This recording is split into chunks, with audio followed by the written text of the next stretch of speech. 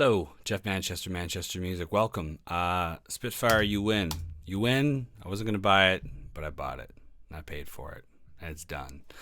And that's what you just heard. You just heard the library. And as you know, if you've been on this channel before, that's what I like to do is take the library for a test drive and make something with it to see how actually useful and playable and how much it connects with the marketing copy and all that stuff. So, little piece inspired a little bit by a friend's track called Ain't Easy. Anyway, so let's talk about what this library is. And I think the best way to do that is to walk through some of these tracks and patches that I have constructed.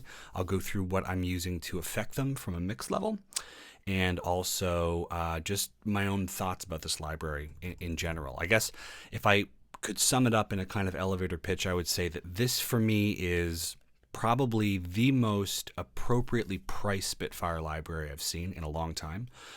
Even after the intro price, I still feel like for the amount of stuff you get, for the gig size, and also for the playability, it is extremely appropriately priced. Maybe the most appropriately priced library from them.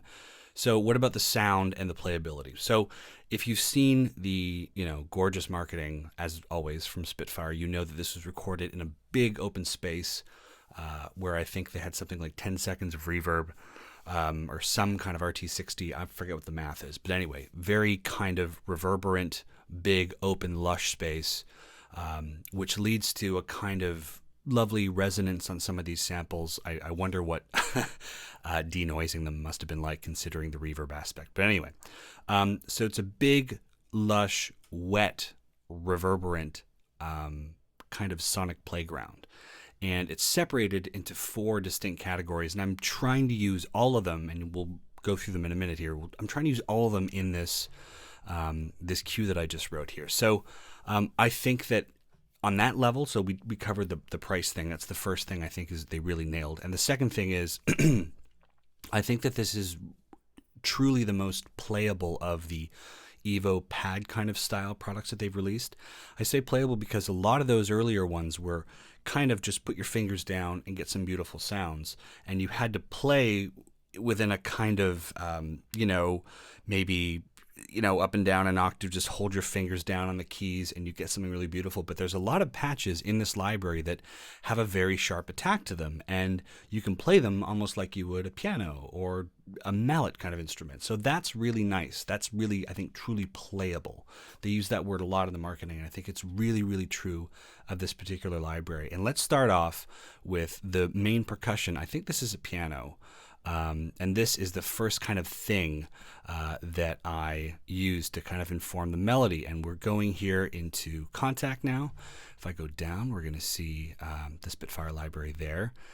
And we are using Octave Bloom. And this is from, I believe, the curated presets. Nope, it's from the individual textures from the quantum section. So we have ethereal, mercurial, quantum, and astral.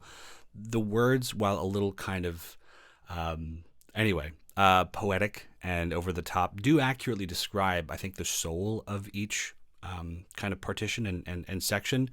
The astral sounds are super wide and spacey. The mercurial ones are very gritty and remind me a lot of the previous library, the first LCO thing, with a lot of scraping and kind of metal and all that stuff. Quantum, not really sure how to get this across, but why don't we listen to a little bit. Here it is, Octave Bloom. I'm just going to solo this so you can hear it. And I don't have any, all the reverb you're hearing is coming from the actual library. It's not coming from anything external that I've done in Logic. Just sounds like this.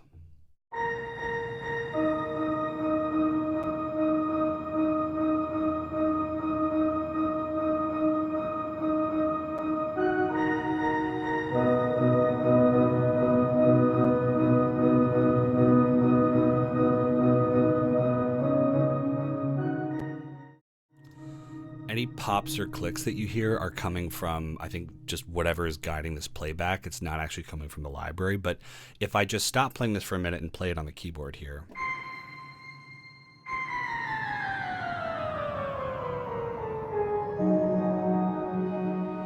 So this is what I mean by playability. It has a very noticeable attack. You can really hear the transient, and this is something I didn't expect from this library, which gives it an added layer of functionality that I really am happy with. So you can either, slam your hands down and get this long evolving kind of soundscape like this.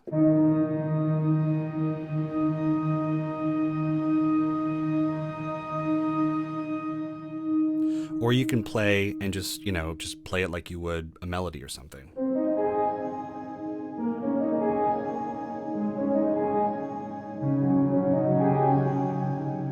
And the fun thing about some of these patches is there's quite a few sounds layered in there, and there's just enough of the stuff that we know and feel comfortable with that they pepper in a little bit of kind of weird, funky stuff. Like there's almost like what sounds like a nose whistle when you listen, if you have good headphones or a pretty good monitoring system.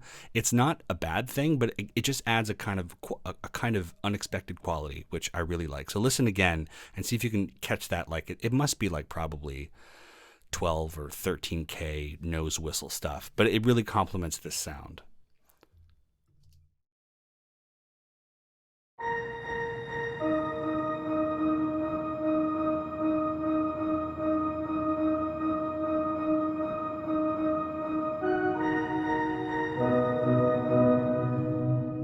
So you can hear it almost sounds like someone's like breathing in. Like I have nose whistles, and that's how I'm able to, I have that internal reference for what a nose whistle sounds like, and that sounds like a nose whistle, but a welcome whistle.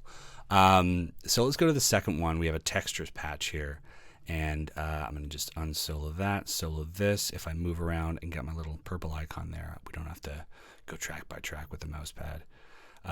So this is a textures grid, and this comes from I believe this comes from going over here to the kind of initial settings and going to textures grid.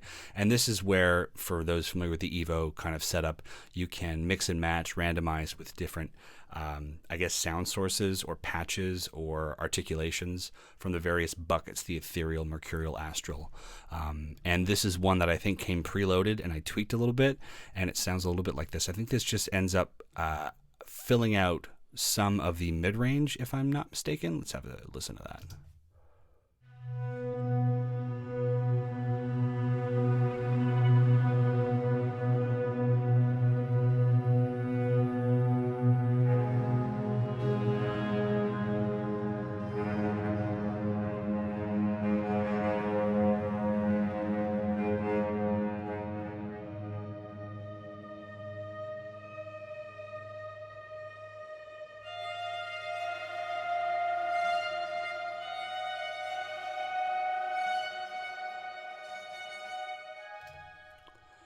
So very gritty, unpredictable, and I should mention that on most of my tracks I've got Nectar 3 here, and this is not a plug. I just happen to have it because it's got this great EQ that'll actually track and follow harmonics that might be a little bit out of control. And that's the one thing I want to say, which is kind of not a negative, but something to pay attention for in this library, because of the amount of the room and the space and what that gives to the sound. Things can get a little bit resonant. And for that reason, it's wise, I think, for you to try and employ at the beginning or at the end or whatever, some kind of control with an EQ to be able to mitigate against some of that kind of sourness that might arise as a result of throwing a lot of these patches together and, putting all the faders up. So let's go to this other textures patch. I think this was either duplicated from this first patch. Let's just have a listen to what's going on here. And this is panned a little bit to the right, to maybe like 1 o'clock or so.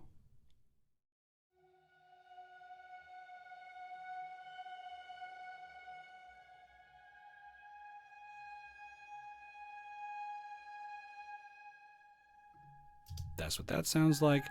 Now this is where it gets really interesting, because there are vocals included in this library that sound really haunting and amazing, both male and female. And I mentioned earlier that we had the kind of nose whistles as an almost kind of like extra thing just to make this library kind of live in the LCO. You never know what's going to happen when you keep your finger down on that, articulation. There's almost like whispering or murmuring coming from the female performers in the room, which just, again, brings it up on that level of like, okay, this is a different library. This is something really kind of spooky and, dare I say, exotic and kind of weird. I don't know. Just listen.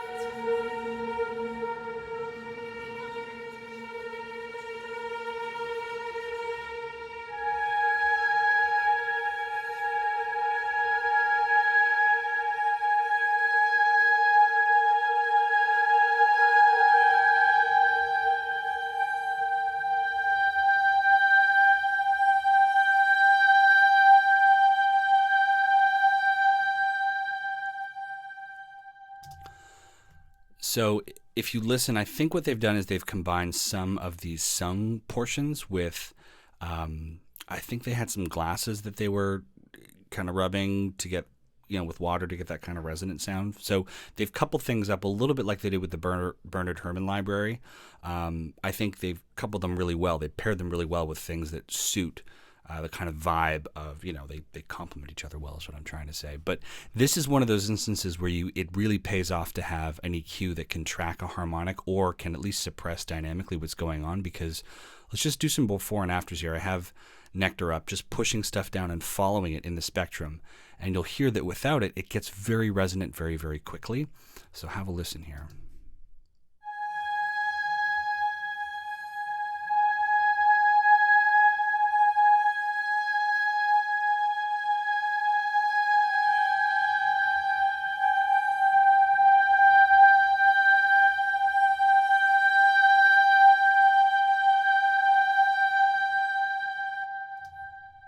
So you don't have to use Nectar, but I have it up here. So the next thing is, in addition to all the stuff I said before, I forgot to mention that there's some really great low-end elements in this library. However, I wasn't able to find quite the bass that I wanted.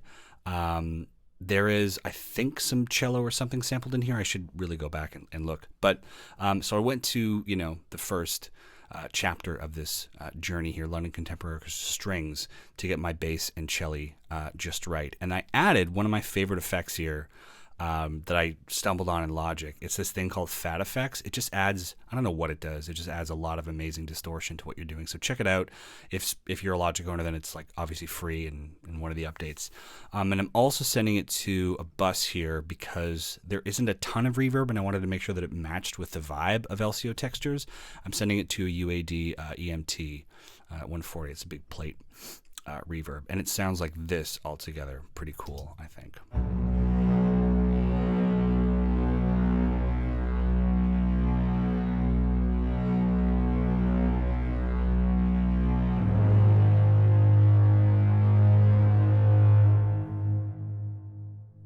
So that Fat Effects is really throwing some grit on there, and I know it sounds kind of funny on its own, but once you introduce it into the whole mix, I think it really holds its own and gels really nicely with everything else. So I'm going to turn the Fat Effects off just so you can hear it without.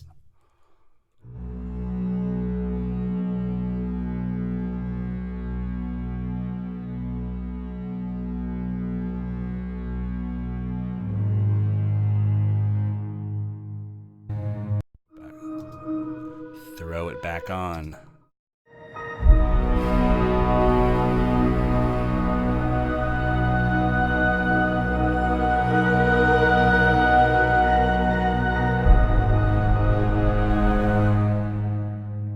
Huge.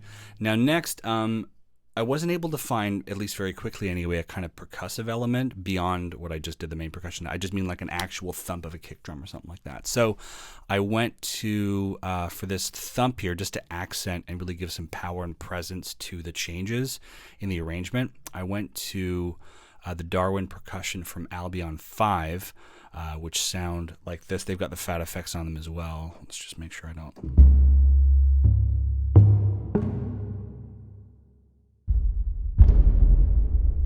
Beautiful and nice and low endy. So I've also put the Fat Effects on that just to pump it up a little bit. Have a listen.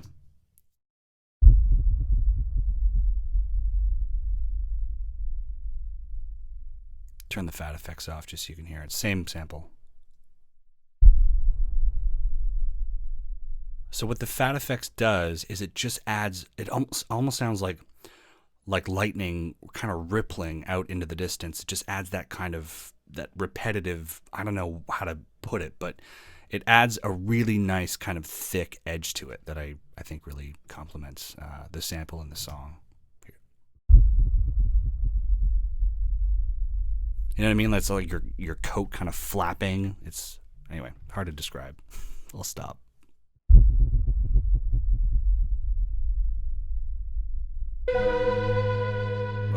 So here we go into the scraper part. Scraper, not funny, but seriously, folks.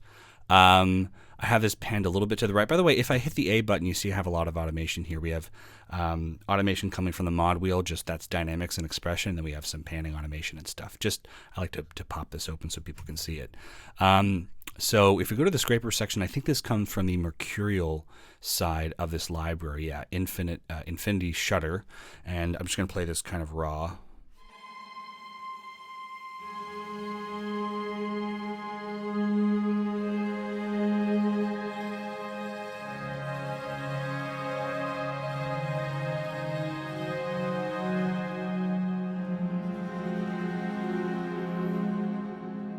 Yeah, so again, you've got the sweet and the sour, right? That kind of complement each other with, the darkness and the light, that scraping and the beautiful kind of string sounds. I think they're strings.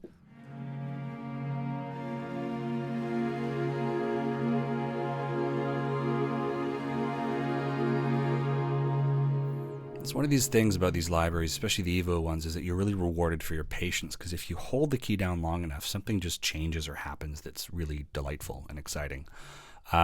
So that's what I have here. Not much happening, except it is being sent to the EMT reverb. Let's just hear what that sounds like soloed here in the mix, and then I'll bring it in.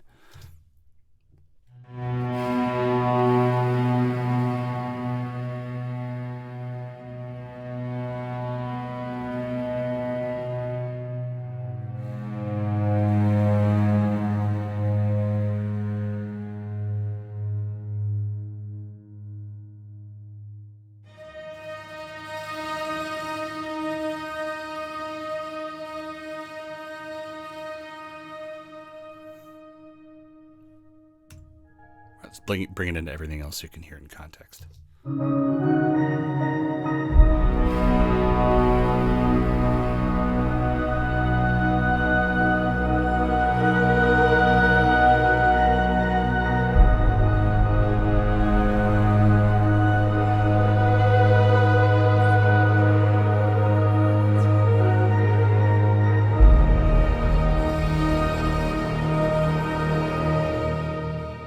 I just want to call your attention to something. We hear those whispers. That's a kind of mixing decision and arrangement decision that I made once I heard that they were coming out of the patch.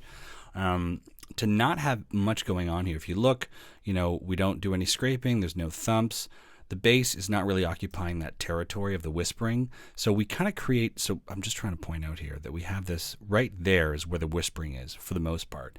And if you find something is really interesting in a mix, create a kind of space for it to actually be audible and interesting and present to the listener. And that's what I did here. I had to remove quite a few things actually because they were kind of interfering with the spooky whispers. So just a little tip on mixing. The next thing here, I'm sending this. This is just something to make the intro interesting, and there's some panning automation. We go from left to right pretty quickly there, and that is from, I think I call it First Light. Yeah, so First Light Touch. This is from the Ethereal in the preset menu, and it just sounds really gorgeous.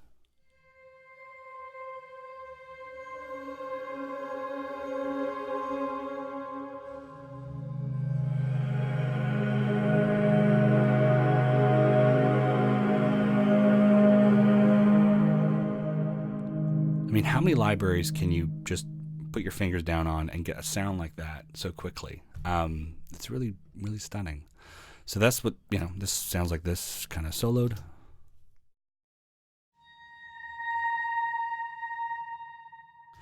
It's almost just kind of portentous. It's saying something big is coming. And anyway, so the next thing here, there are pianos in this library, I think, but I think they're kind of mucked around with and scraped and straddled. I have no idea.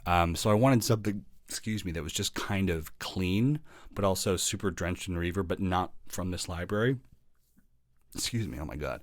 And I started with Una Corda from Native, and then I'm like, why don't we just keep everything Spitfire? So I got a nice felt piano from the Olafur Arnold's Composer Toolkit. And it's got some cool pedal dynamics that sweep back and forth. So it's almost like it's introducing on its own some some dynamics you'll see here as I play it. So it'll bounce back and forth and do some of that stuff for you. And I have an ARP setting here. This is just in Logic, just so when I hold down an octave, it can play between the notes in like a kind of pleasant rhythmic way, almost adding my kind of percussion for me here just to start the track off. And that's also being sent to the plate reverb. So this is not from LCO Textures, but I just wanted something to welcome us into the track.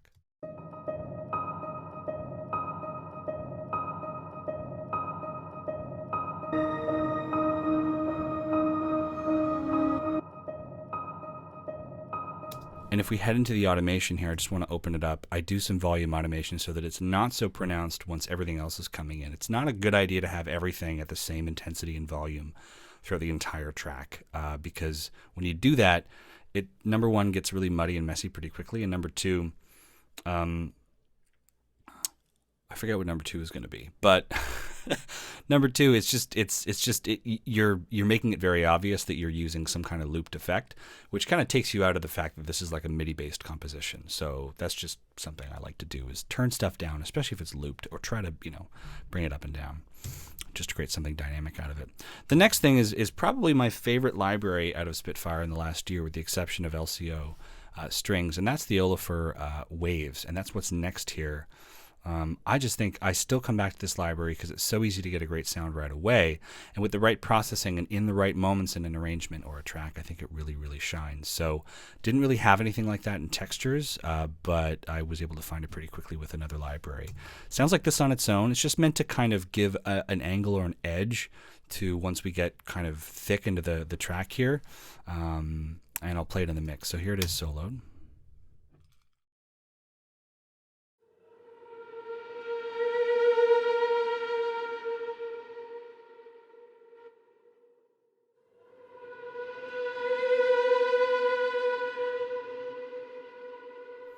So in tone and in soul and vibe, it's very similar to the LCO Textures. And in addition to some, basic dynamics automation there, we have some panning automation going left and right for each, I guess, articulation or each kind of blush of sound. So that's just something that I did. And finally, we have this other thing which I added at the very last minute. I uploaded this to Twitter to preview that I was going to do a little bit of a walkthrough on this library, and then I added this at the very last moment. It just, again, we'll get the sirens going on in the back. It's just, it just kind of signals that something kind of crazy is coming, and maybe it's a little, again, portentous. Ooh, who knows what's going to happen during a fairly quiet section. Obviously, you guys can see all the MIDI, but if you didn't or couldn't see the MIDI, you might know that we're going to get more intense from a little cue like this just dropping in the middle of the track, or in the beginning of the track, rather. Sounds like this.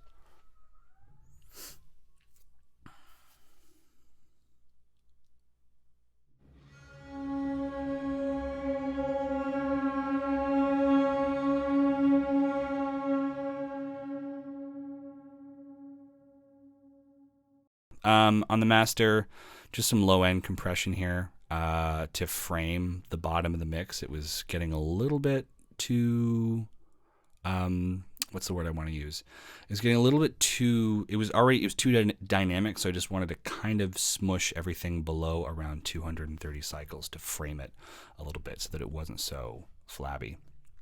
And then we have a limiter just to push things up, because sometimes these libraries are a little quiet or quieter than they need to be, which is better than being louder than you need to be. So that kind of wraps up the walkthrough portion of this library. I just want to loop back on what I said earlier, if anyone's still watching. I think this is definitely, in my view, the most fairly priced library in terms of value and gigs and samples. It is certainly, of the Evo range, in my estimation, the most truly playable, where you have stuff that is pad-like, stuff that is percussive, and with so many libraries coming out, like, a string this or acquire that, it's really nice to have an alternative flavor and a different way of playing with the grid style in a library that sounds truly, truly unique. And one of those things that I like about these Evo grids is whether this was intentional or not, like, you really are rewarded for sitting around and just playing and holding your fingers down to kind of see what comes up. It's almost like when you get to the end of a song, on CDs anyway, back in the day, they used to have a secret song. So you sit there long enough and listen, and then something eventually materializes, and it's really pretty. And you're like, oh my gosh, cool, I'm going to put that in the song, or find a way to get it in there. So great job, Spitfire. The LCO strings library was really phenomenal, and I was wondering how it would be followed up. I know there's some criticism of Spitfire in terms of, releasing a lot of paddy-like stuff, and stuff that, people want kind of very quick, sharp, Pirates of the Caribbean, move around really fast stuff. And I think Spitfire has been listening to that with the solo strings. They've got that lovely, I forget what it's called, maybe the virtuoso legato violin. And they're responding more and more and also doing dry samples. But I really think they're really good at this kind of thing, at the long, patty, textured stuff. I think they do it better than anyone at the moment. Although there was a thing called Time macro from Orchestral Tools, which was kind of an offering similar to what the Evos have been doing over the years. That was and is really good, and I have it. And if anyone wants to see a video, I'll do a video on that. But I think the criticism is semi-valid that they've been doing a lot of this stuff, but let's remember they do it really, really, really well. And again, for the first time, I think this is one of the Evos that I've found to be like truly, walk the walk, talk the talk, playable. So thank you so much for watching. We'll do some end card stuff. I'm coming up on 30 minutes, so I should probably chop this down a little bit and make it, whatever. It's my channel. I'll do whatever I want. Thanks for watching. Have a good day. Have a good weekend. Yeah. Bye.